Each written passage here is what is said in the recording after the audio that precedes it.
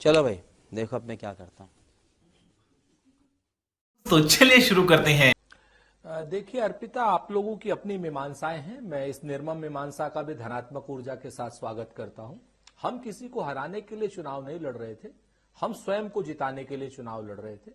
Public ने जितना हमको सपोर्ट किया हमने वो काम किया। हमने तो किसी को हराने, हाँ, सत्ता के खिलाफ चुनाव लड़ रहे थे।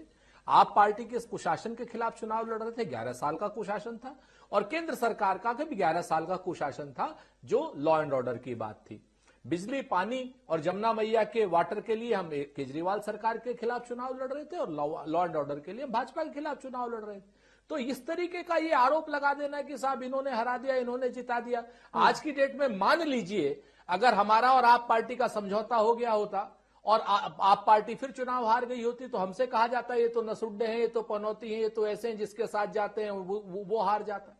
आज की डेट में आप पार्टी ने इच्छा नहीं जाहिर की, हम लोगों ने अपना चुनाव लड़ा, आपने अपना चुनाव लड़ा।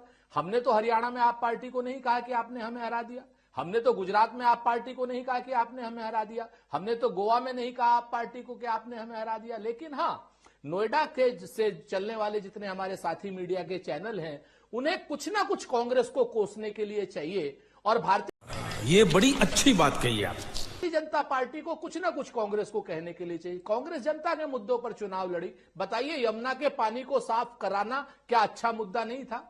हवा को साफ करना अच्छा मुद्दा नहीं था? दिल्ली को रेप की कैपिटल बना दिया, महिलाओं के प्रति अनाचार, अत्याचार, दुराचार हो रहे हैं दिल्ली में, ये मुद्दा हमने अच्छा नहीं चुना। अगर आप ये कह रहे हैं सर, ठीक है ना, उमर अब्दुल्ला ने भी तो ट्वीट किया था ना कि आप और लड़िए, आप लोगों के अगर आप साथ होते तो हो सकता है कि ये सीटें 37 तक पहुंच जाती, बहुमत के आंकड़े तक आप पहुंच जाते। लेकिन साथ ना लड़ना क्या नुकसान लेकर नहीं आया?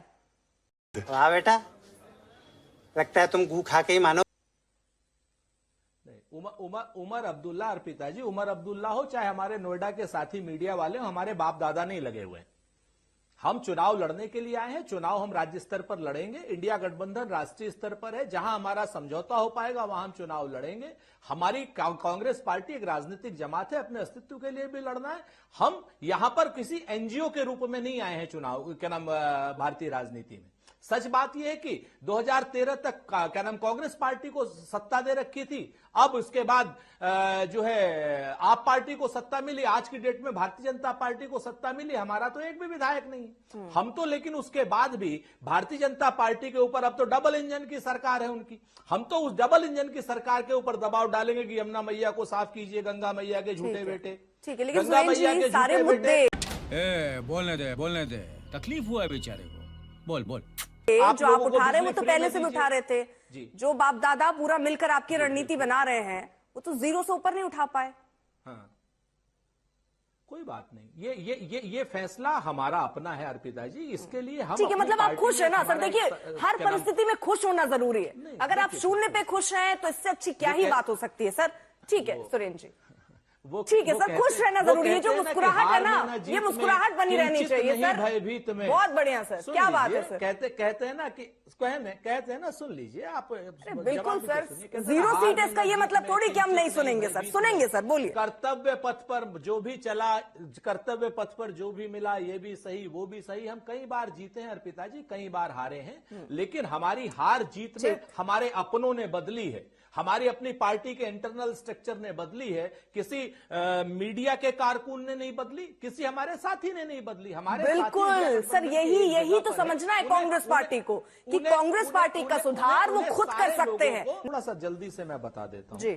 पहली चीज, आप पार्टी नैतिक हक खो चुकी है पंजाब को चलाने के लिए। ये अपने आप में सच है। कब गिरेगी? अपने बोझ से गिरेगी, हमारा उसमें कोई रोल नहीं है। पंजाब एक सीमांत राज्य है और सीमांत राज्य की जो समस्याएं हैं वो बहुत दूसरी होती हैं, चाहे आतंकवाद से रिलेटेड हो, चाहे ड्रग्स से रिलेटेड हो, चाहे चिट्टे से रिलेटेड हो, चाहे बेरोजगारी से रिलेटेड हो और चाहे किसान की समस्याओं से रिलेटेड हो। उसमें किसी में भी भगवत मान की सरकार कहीं ना कहीं किसी भी रूप में अपने आप को प्रभावशाली बताने में कामयाब नहीं रही है, तो ये अपने बोझ से गिरेगी। और एक चीज मैं आपसे कहना चाहता हूं, बहुत इंपॉर्टेंट है कि 2013 में जमुना मैया के झूठे बेटे ने थोड़ा समझा तो दीजिए, ये है क्या? मतलब शिंदे की राह पर भगवत मान चल रहे हैं, आशय तो समझा दीजिए।